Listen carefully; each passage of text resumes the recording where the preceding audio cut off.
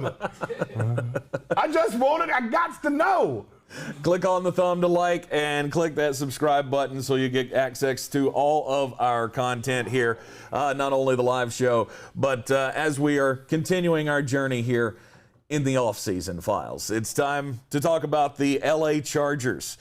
They have the quarterback of the future. Justin Herbert is the guy moving forward. He had a better rookie season than I ever would have expected. And it's got to be, everybody there in that organization feels like they've got a shot here.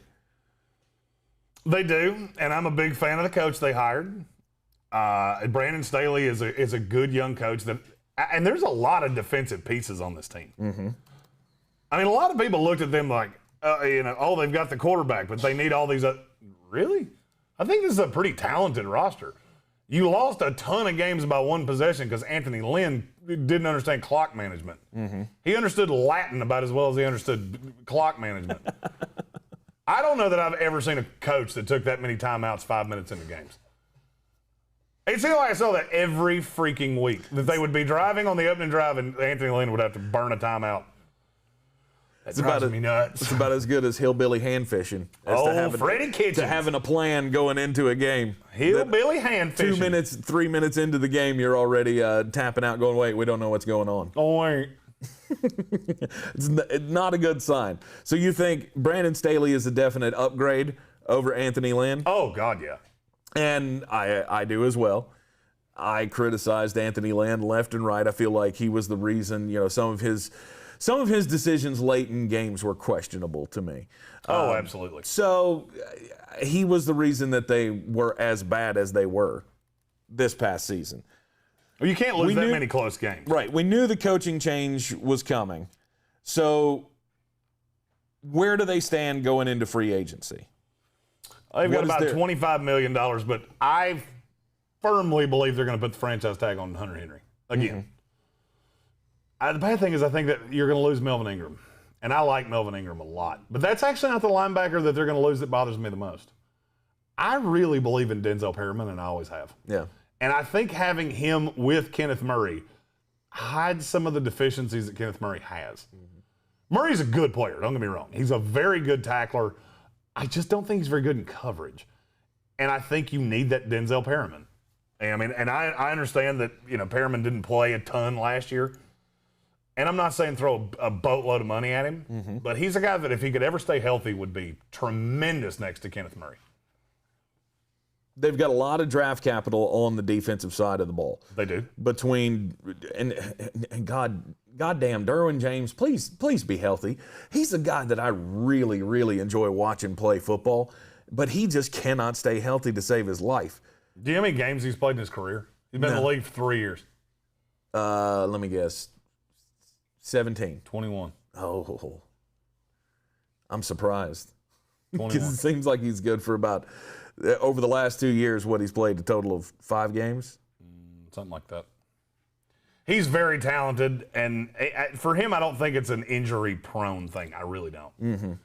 He just had some bad luck. Circumstances, yeah. Yep, just had some bad luck. Yeah. Are they gonna have Mike Williams back?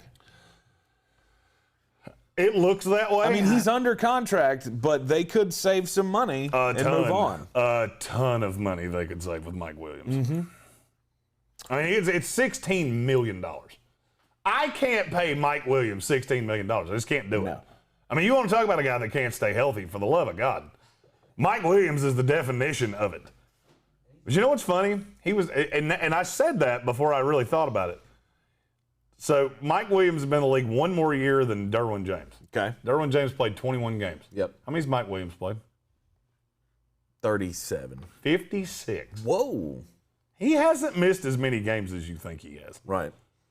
He's only missed 2 games in 2 years. He's been questionable for every game. Oh, yeah. I mean, he stays, is he going to play? Right. I don't know. I just don't look at him as, I mean, he's making $16 million this year. I don't look at him as that kind of receiver. No. Now, if you were to do something with him, you would have to find a replacement. Mm-hmm. And he did have a good rapport with Herbert. Mm-hmm.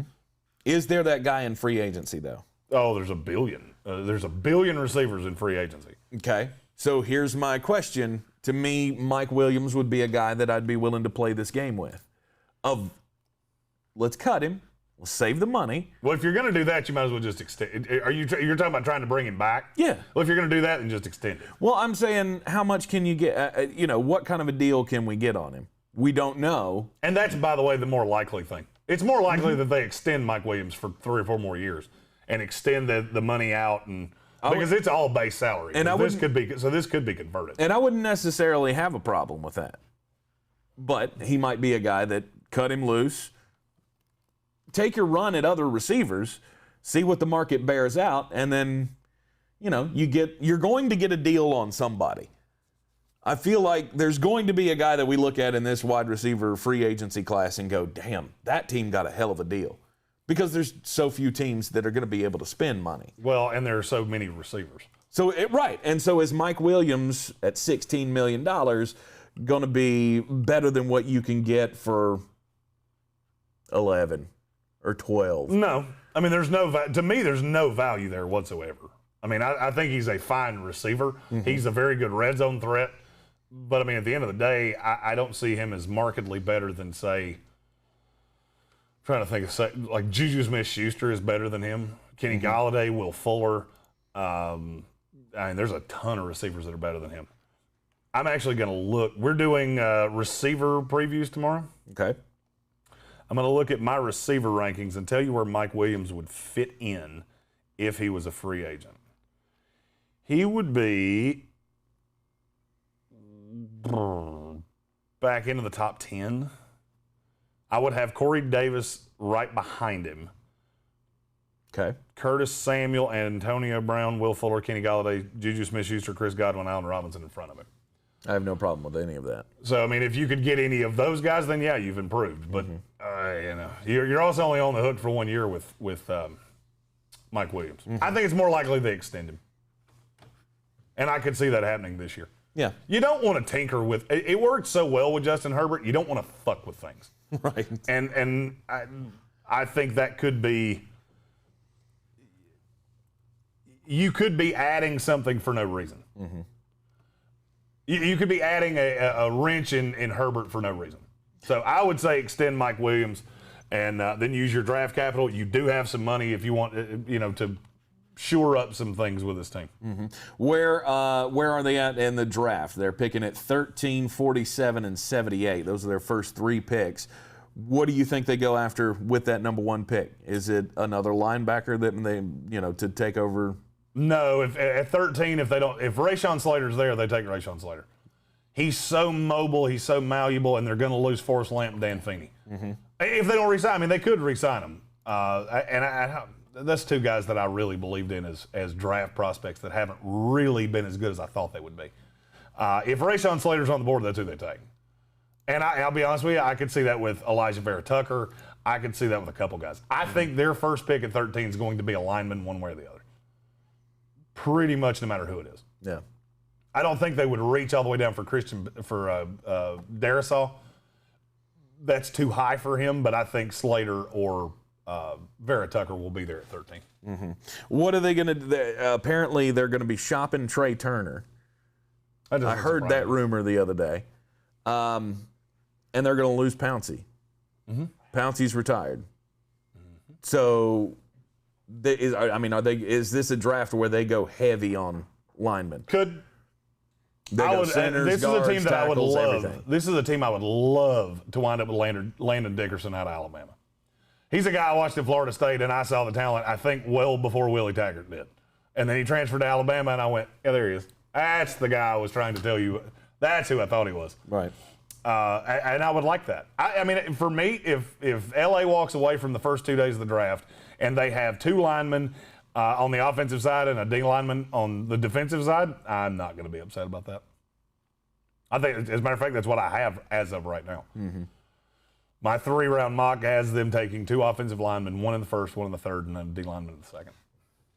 Cornerbacks. They could go after a cornerback. You say this all the time, and I cannot for the life of me figure out what you're fucking talking about. What do you mean? What do you mean, what do I mean? Who are the starting cornerbacks of the LA Chargers right now? Chris Harris. And there's one. Casey Hayward's the other one. Thank you. God. Of all the things, this is about the third time you've said this to me, and I see this other places too. I don't get it. I mean, yeah, you need a third. You need the second outside corner because Chris Harris plays in the slot more than he plays anywhere. I get that. It is nowhere near the level of need that you have on the offensive line. No, it's not even close. That's why I brought it up. It's also not anywhere close to the needs you're going to have on the edge. If you lose Melvin Ingram, you're going to need an edge rusher badly. It makes zero sense to me. But I keep hearing this. Could they take Patrick Surtain if he falls to him? Why? Why would you do that? No, not in the first day. I was talking late rounds. Oh. You need a depth Well, now, piece. you talk shit about their secondary a lot, and I've tried to wrap my head around that. I don't talk shit about their secondary. I just think, really? A little bit. I like it. I mean, I like Derwin James. I like Casey Hayward. Well, and that's the thing is, and I think that's what people undervalue, is they were in a shitload of shootouts last year, and they're probably going to do that again. Derwin James improves your secondary to such a point that I don't think you have to put huge capital into that other corner. No. I was thinking more late rounds. Add some depth to that secondary because, I mean, they're losing 4 or 5 guys in the secondary this year. Correct. And before comp picks, of which we're not factoring in comp picks because they're all projected and the projections are always wrong. They have 8 picks in this draft. I could see them adding a corner. There's a sweet little there's a nice little sweet spot between about the end of the 3rd round to the 5th that you're going to see a handful of guys that I'm pretty fond of. I think the Chargers are quickly becoming one of my favorite young teams in the NFL. They have a lot of pieces that I am invested in, despite what Jeremy has to say. I like a lot of their pieces on the defensive side. I'm a huge fan of Austin Eckler.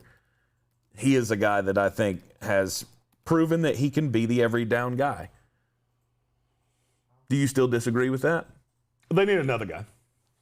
I mean, and whether that's Josh Kelly or whatever the case may be, they need I think you saw last year, you can't expect Eckler to be a 20-plus touch-a-game guy. That's not who he is. He's not built like that.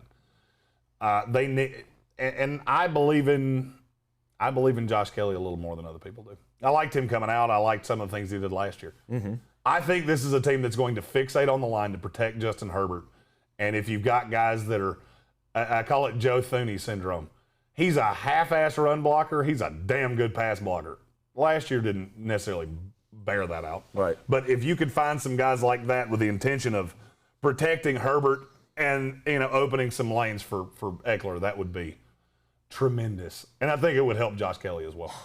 And you say they are expected to franchise Hunter Henry again. That's what I think is going to happen. Okay. I've heard a lot about that. So I don't think they're going to let him go for nothing. I mean, in terms of sheer talent at the tight end position in the NFL, there's not 5 tight ends in the league better than Hunter Henry. And what is a young quarterback's best friend? It's tight end. So I struggle to think they're going to let the security blanket go for their franchise quarterback. By the way, breaking news, New England Patriots will not tag Joe Thuney. He will hit the free agent market. Nice. And he will fetch a decent price. Big old biggin, and it'll probably be for my New York Jets. Now, are you going to like him now? Yeah. You can forgive his past transgressions with the New England Patriots. At least you're honest. At least you're honest. Be sure to hit like and subscribe. Follow along with all of our off-season previews here on the Sportsocracy. I'm Tank Spencer, and he's Jeremy Greene. Now let's get into